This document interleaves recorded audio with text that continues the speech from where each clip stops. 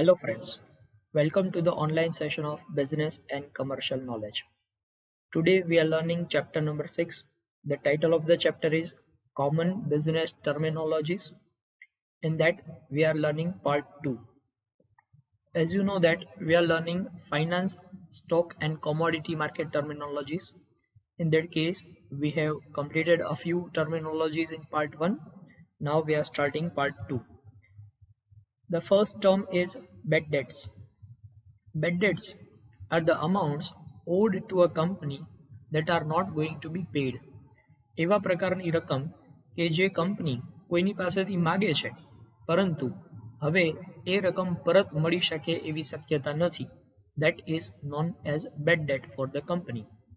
An account receivable becomes a bad debt when it is recognized that it won't be paid. Account receivable એટલે કોઈની પાસેથી તમે કોઈ રૂપિયા માગો છો, તમે કોઈને ઉછીના આપ્યા છે, લોન પેટે આપ્યા છે, પણ જ્યારે તમને એવું ખબર પડે કે હવે એ રૂપિયા પરત આવવાની શક્યતા નથી, તો તમે એને બેડ ડેટ તરીકે દર્શાવી શકો છો. Sometimes bad debts are written off when recognised. ઘણી વખત કંપનીને જ્યારે ખબર પડે, રેકોગ્નાઇઝ થાય કે હવે આ રકમ પરત મળવાની શક્યતા નથી, ત્યારે જ કંપની એને રાઇટ ઓફ કરી નાખે છે, મતલબ કે એ રકમ છે એને માંડવાળ કરી નાખવામાં આવે છે. ત્યારબાદ છે balance sheet. Very much easy term, તમે લોકો રેગ્યુલરલી બેલેન્સ શીટ પ્રિપેર કરો જ છો. તો balance sheet is a statement of the financial position of a company at a single specific time. Balance sheet એટલે શું? તો કે કંપનીની ફાઇનાન્શિયલ પોઝિશન દર્શાવતું statement for a particular point of time. કોઈ એક ચોક્કસ સમય ઉપર કંપનીની ફાઇનાન્શિયલ પોઝિશન કેવી છે એ દર્શાવતું જે સ્ટેટમેન્ટ છે એને આપણે બેલેન્સ શીટ કહી શકીએ. Often at the close of business on the last day of the month. Company છે એ બેલેન્સ શીટ અલગ અલગ રીતે દર્શાવી શકે. મંથ વાઇઝ એટલે at the end of the month કંપનીની પોઝિશન દર્શાવી શકાય. At the end of quarter, 3 મહિનાના અંતે કંપનીની બેલેન્સ શીટ છે એ પણ પ્રિપેર કરી શકાતી હોય છે. એવી રીતે year, at the end of the year કંપનીની ફાઇનાન્શિયલ પોઝિશન કેવી છે એ દર્શાવવા માટે પણ બેલેન્સ શીટ પ્રિપેર થતી હોય છે. The balance sheet normally lists all the assets on the left side or the top, while liabilities and capital are listed on the right side or the bottom. તો assets અને liabilities એ દર્શાવવામાં આવે છે. Asset left side અને right side liabilities દર્શાવવામાં આવતી હોય છે. અથવા જો વર્ટિકલ ફોર્મેટ તમે પ્રિપેર કરતા હોય તો ટોપ સાઈડ એસેટ અને બોટમ ઉપર લાયબિલિટીઝ દર્શાવવામાં આવતી હોય છે. Then next one is bond. Bond is a type of long-term promissory note. લાંબા ગાળાની promissory note છે. Bonds can either be registered in owner's name or are issued as bearer instrument. Bond છે એ registered હોઈ શકે, મતલબ કે જે વ્યક્તિ એ બોન્ડ પરચેસ કરે એ વ્યક્તિના નામજોગ બોન્ડ આપવામાં આવે, અથવા તો બેરર ઇન્સ્ટ્રુમેન્ટ, મતલબ કે એ વ્યક્તિના નામ જોગ એ બોન્ડ ઇસ્યુ ન થયો હોય પણ જે વ્યક્તિના હાથમાં છે એ વ્યક્તિ એનો માલિક બની જાય, એવી રીતે બેરર બોન્ડ પણ ઇસ્યુ થઈ શકે. It is a return record of a date payable in the future. Bond છે એક પ્રકારનું રિટર્ન લેખિત દસ્તાવેજ છે કે કંપની આટલા રૂપિયા આ વ્યક્તિને ઇન ફ્યુચર પે કરશે. The bond shows amount of debt. બોન્ડનું જે સર્ટિફિકેટ છે એની અંદર કઈ કઈ વસ્તુઓ લખેલી હોય, તો અમાઉન્ટ ઓફ ડેટ એટલે કેટલા રૂપિયાનો બોન્ડ છે એ લખેલું હશે. એ બોન્ડની ડ્યુ ડેટ, મતલબ કે કઈ તારીખે એ બોન્ડ છે મેચ્યોર થશે એની મેચ્યોરિટી ડેટ લખેલી હોય. And interest rate, a bond ઉપર કેટલા % ઇન્ટરેસ્ટ પે કરવામાં આવશે એ પણ એની અંદર લખેલું હશે. It is a promissory note issued by companies or government to its buyers. Bond છે એક પ્રકારની પ્રોમિસરી નોટ છે. પ્રોમિસરી નોટ ગુજરાતીમાં એને કહે વચન ચિઠ્ઠી. જે વ્યક્તિ આ બોન્ડ ખરીદે છે એને કંપની અથવા ગવર્મેન્ટ એવું આપે છે, એવું પ્રોમિસ આપે છે કે માનો એ 10,000 રૂપિયાનો બોન્ડ છે કે 1 લાખ રૂપિયાનો બોન્ડ છે, તો એ 1 લાખ રૂપિયા કંપની દ્વારા માનો 10 વર્ષ માટેનો આ બોન્ડ છે, તો 10 વર્ષ પછી વ્યાજ સહિત એની રકમ છે એ પરત આપવામાં આવશે. It speaks about specific amount held for a specific time period by the buyer. Bond ખરીદનાર વ્યક્તિ છે એ કંપનીને અત્યારે પૈસા આપે છે. દાખલા તરીકે 1 લાખ રૂપિયાનો બોન્ડ છે એ કંપનીએ ઇસ્યુ કર્યો. હવે 1 લાખ રૂપિયાનો બોન્ડ અત્યારે જે વ્યક્તિ એ પરચેઝ કરનાર છે માનો કંપની એક્સ છે, એણે બોન્ડ ઇસ્યુ કર્યો છે 1,00,000 રૂપિયાનો. હવે આ 1,00,000 રૂપિયાનો બોન્ડ 10 યર્સ માટે ઇસ્યુ કરવામાં આવેલ છે અને કંપની આ 1,00,000 રૂપીસ ઉપર ઇન્ટરેસ્ટ પે કરશે 10 યર્સ સુધી. 10 યર્સ માટે આ બોન્ડ ઇસ્યુ કરવામાં આવેલો છે અને આ બોન્ડ છે એના ઉપર ઇન્ટરેસ્ટ પે કરવામાં આવશે, સે ફોર એક્ઝામ્પલ 7%. તો આનો મતલબ એવો થયો કે આ 7% ઇન્ટરેસ્ટ સહિતની રકમ આ બોન્ડ પરચેઝ કરનાર, સે for example person a bond purchase કરનાર વ્યક્તિ છે. તો બોન્ડમાં એવું લખવામાં આવ્યું છે કે પર્સન એ દ્વારા કંપની એક્સને 1,00,000 રૂપિયા આપવામાં આવ્યા છે. આ 1,00,000 રૂપિયા 10 વર્ષ સુધી કંપની પોતાની પાસે રાખશે, જેના ઉપર 7% છે ઇન્ટરેસ્ટ પે કરશે અને at the end of 10 year complete થાય ત્યાર પછી આ 1,00,000 રૂપિયાની રકમ છે એ કંપની દ્વારા પર્સન એને પરત આપી દેવામાં આવશે. તો આ પ્રકારની જે પ્રોમિસરી નોટ છે, that promissory note is considered as bond. ત્યારબાદ છે બુક વેલ્યુ. બુક વેલ્યુ એટલે સામાન્ય રીતે આપણે ગુજરાતી ભાષામાં એને સમજીએ તો બુક વેલ્યુનો મતલબ થાય છે ચોપડે કિંમત, ટોટલ એસેટ માઇનસ લાયબિલિટી. હવે કંપનીની બુક વેલ્યુ જ્યારે આપણે ફાઇન્ડ આઉટ કરતા હોય તો શું કરવાનું કે total asset minus total liabilities means book value of shareholders equity. એટલે કંપનીના જે શેર હોલ્ડર્સ છે એ શેર હોલ્ડર્સની ઇક્વિટીની વેલ્યુ કેટલી, તો કંપનીની વેલ્યુ એટલે ટોટલ એસેટ, કંપનીની જે ટોટલ એસેટ છે એમાંથી ટોટલ લાયબિલિટીઝ માઇનસ કરો, જે આન્સર આવે એ book value of shareholders equity કહી શકાય. Book value also means the value of an asset as recorded on the company's book or financial accounts. Book વેલ્યુનો મતલબ એવો પણ થઈ શકે કે કંપનીના ફાઇનાન્શિયલ રિપોર્ટ્સની અંદર કોઈ પણ એસેટની વેલ્યુ જે રેકોર્ડ કરવામાં આવી છે, that value is considered as book value. દાખલા તરીકે કોઈ એક મશીન છે, એ મશીનની કંપનીના ફાઇનાન્શિયલ રિપોર્ટની અંદર, બેલેન્સ શીટની અંદર એ મશીનની વેલ્યુ લખવામાં આવી છે 1,00,000 રૂપીસ. તો આ 1,00,000 રૂપીસ એ મશીનની બુક વેલ્યુ છે એમ કહી શકાય. That 1,00,000 rupees will be considered as book value of the machine. Book value is different than the true value. It may be more or less. એટલે ટ્રુ વેલ્યુ મતલબ શું? Market value. માર્કેટમાં આ વસ્તુની value છે વધારે પણ હોઈ શકે અને ઓછી પણ હોઈ શકે. દાખલા તરીકે કંપનીના બેલેન્સ શીટમાં આ મશીન છે એ 1,00,000 રૂપિયાનું દર્શાવવામાં આવ્યું છે, પણ આ મશીનને માર્કેટમાં વેચવા જઈએ તો એને 80,000 રૂપિયા જ મળી શકે એમ છે. તો આનો મતલબ એવો થયો કે market value is less than the book value. બરાબર. પણ એને બદલે આનું રિવર્સ પણ હોઈ શકે. ઘણી વખત એવું બની શકે કે market value may be more than the book value. આ મશીન છે અત્યારે કંપનીના બુકમાં, કંપનીના ફાઇનાન્શિયલ અકાઉન્ટ્સમાં 1,00,000 રૂપિયા લખવામાં આવ્યું છે, પણ કદાચ એવું બની શકે કે માર્કેટમાં વેચવા જાય તો એના 1.5 લાખ મળી શકે એમ છે. તો એનો મતલબ એવો થયો કે true value is greater then the book value of that machine. તો એ બુક વેલ્યુ કરતાં વધારે પણ હોઈ શકે અને ઓછું પણ હોઈ શકે. તો દેટ ઇઝ બુક વેલ્યુ, મતલબ કંપનીના બેલેન્સ શીટમાં આપવામાં આવેલી વેલ્યુ. ત્યારબાદ છે break even point. Break even point, it is the amount of revenue for from the sales which exactly equals the amount of expenses. તો બ્રેક ઇવન પોઈન્ટ એટલે એવો પોઈન્ટ કે જ્યાં revenue is exactly equal, revenue is equal to the expenses. મતલબ કંપનીને જેટલી આવક થઈ છે એ બધા જ ખર્ચાઓ ચૂકવવા માટે પૂરતી છે. મતલબ revenue is equal to expenditure. મતલબ અહીંયા કંપનીને પ્રોફિટ પણ નથી અને કંપનીને લોસ પણ નથી. તો the point where company is having no profit, company is having no loss. તો નો પ્રોફિટ નો લોસ નો પોઈન્ટ, એને કહેવાય બ્રેક ઇવન પોઈન્ટ. મતલબ revenue is equal to expenditure. જેટલી આવક થઈ છે એટલા સામે ખર્ચા થયા છે. હવે તમે જો સેલ્સ આનાથી વધારો તો તમારી રેવન્યુ વધી જાય. રેવન્યુ વધે તો સિચ્યુએશન આવી થશે કે revenue is greater than expenses, તો કંપનીને પ્રોફિટ મળશે. પણ આને બદલે સિચ્યુએશન રિવર્સ હોય. જો રેવન્યુ ઓછી હોય અને એક્સપેન્સીસ વધારે હોય તો આનો મતલબ એમ કે કંપની ઇઝ મેકિંગ લોસ.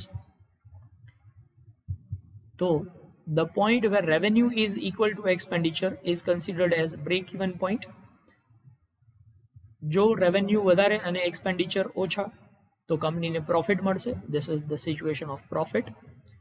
અને રેવન્યુ ઓછી, એક્સપેન્ડિચર વધારે, this is the situation of loss. પણ break even point is the point where company is earning no profit no loss. અહીંયા પ્રોફિટ પણ નથી, લોસ પણ નથી. તો that point is considered as break even point. The break even point is often expressed as the number of units that must be sold to produce revenues exactly equal to the expenses. मतलब કે expenses ને પહોંચી વળવા માટે તમારે કેટલા units of cells કરવું પડશે જેથી કરીને તમને એક્ઝેક્ટલી એટલી રેવન્યુ મળે કે જેથી કરીને તમારા એક્સપેન્સીસ છે એ સેટ ઓફ કરી શકાય. તો એટલી અમાઉન્ટ એને આપણે કહીશું break even point. Sales above the break even point produces a profit. જે આપણે અહીંયા વાત કરી કે sales above the break even point એટલે બ્રેક ઇવન પોઈન્ટથી વધારાનું જો તમે સેલ્સ કરશો તો સિચ્યુએશન આવી થશે કે revenue is greater than expenses, તો તમને પ્રોફિટ મળશે. And below it produces the loss. જો એનાથી ઓછું સેલ્સ થશે તો મતલબ revenue is less than expenditure, તો તમને લોસ થશે.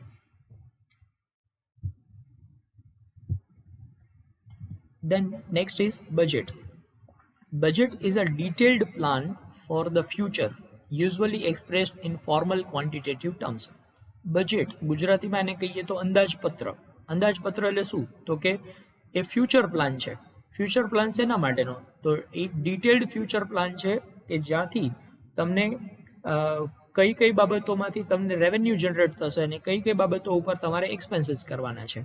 તો ભવિષ્યના કોઈ ચોક્કસ સમયગાળા દરમિયાન તમને ક્યાંથી રેવન્યુ મળશે, મતલબ તમારા સોર્सेस ઓફ રેવન્યુ અને વેઝ ઓફ એક્સપેન્સીસ, કઈ કઈ જગ્યાએથી તમને રેવન્યુ મળશે અને કઈ કઈ જગ્યાએ તમારે એક્સપેન્સીસ કરવાના છે. આ રેવન્યુ અને એક્સપેન્સીસ એનું એસ્ટિમેશન દર્શાવતું statement, this is only estimation.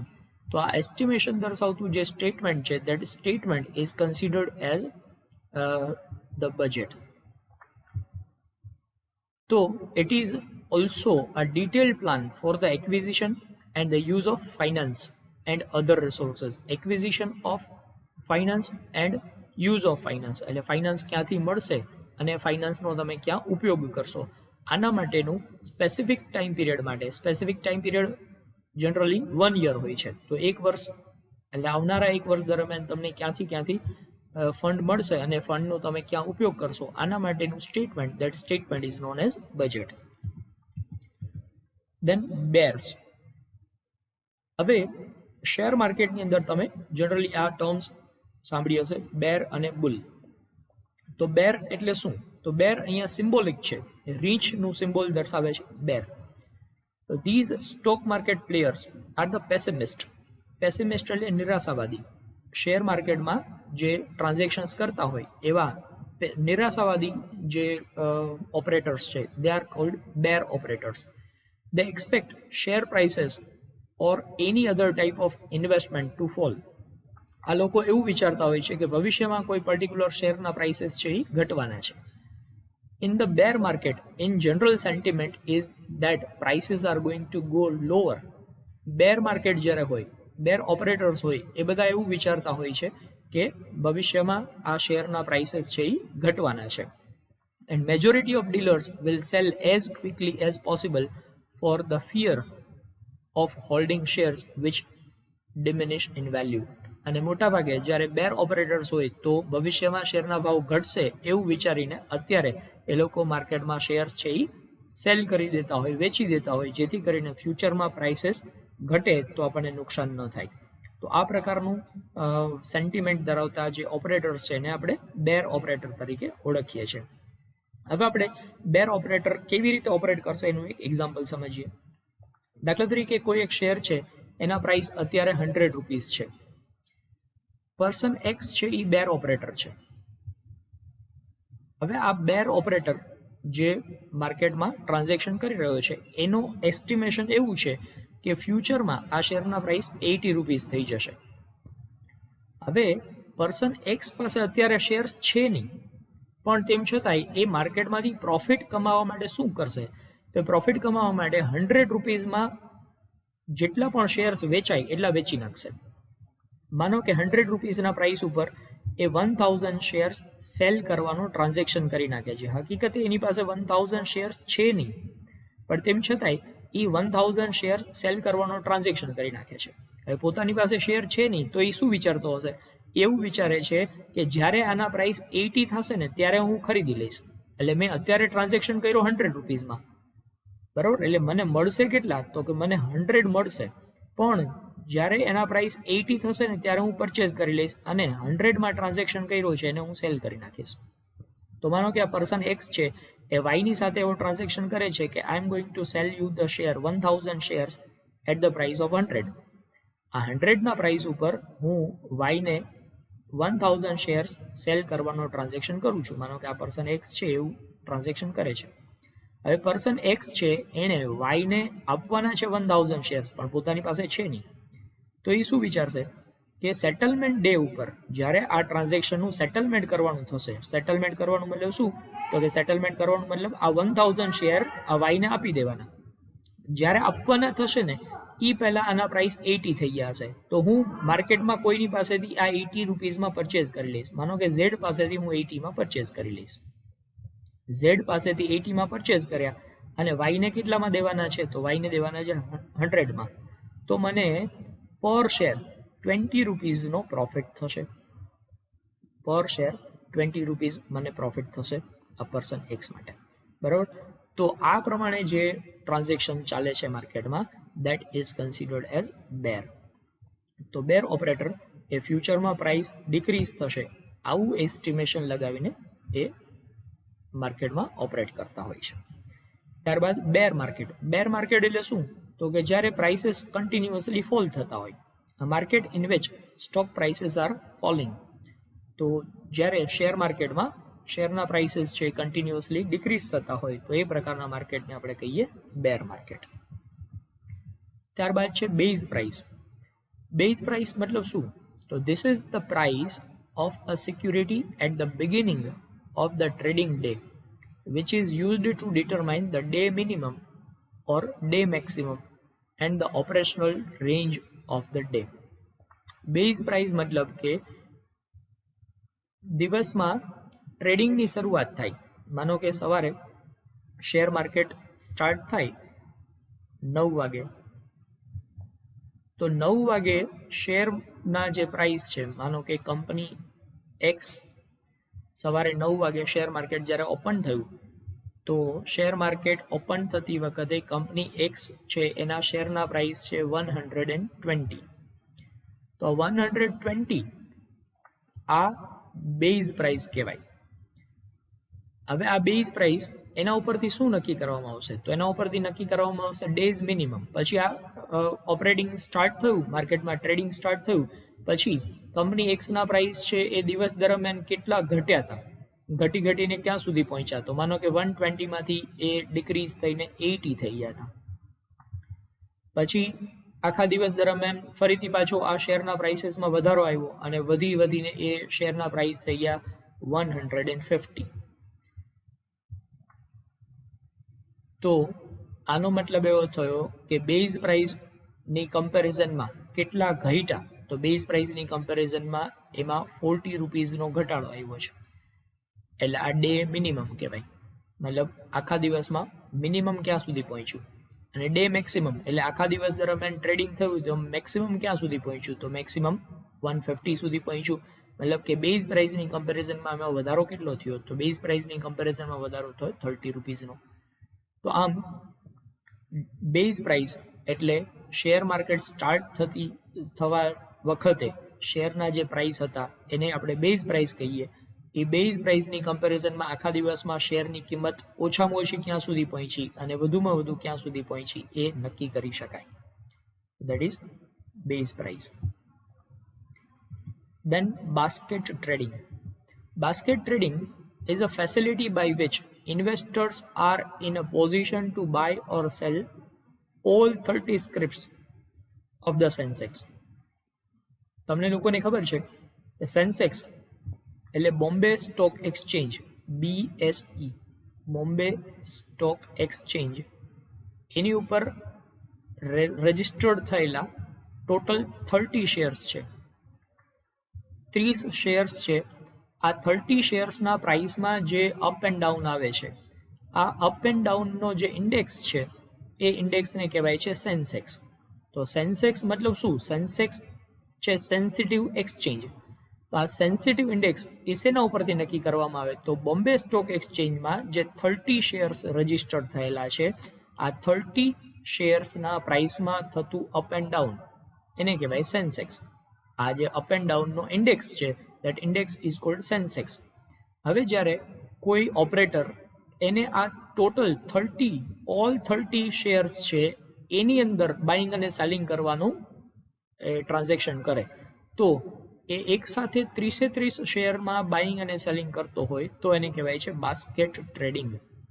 તો બાસ્કેટ ટ્રેડિંગ મતલબ એવા પ્રકારના ઇન્વેસ્ટર્સ કે જે બાઇંગ અને સેલિંગ કરી શકે છે. શેમાં બાઇંગ અને સેલિંગ કરી શકે છે? તો ઓલ 30 સ્ક્રિપ્ટ્સ, 30 શેર્સ છે એનું બાઇંગ અને સેલિંગ એક સાથે કરી શકે, એને આપણે કહીએ બાસ્કેટ ટ્રેડિંગ. ત્યારબાદ છે બ્લુ ચિપ્સ.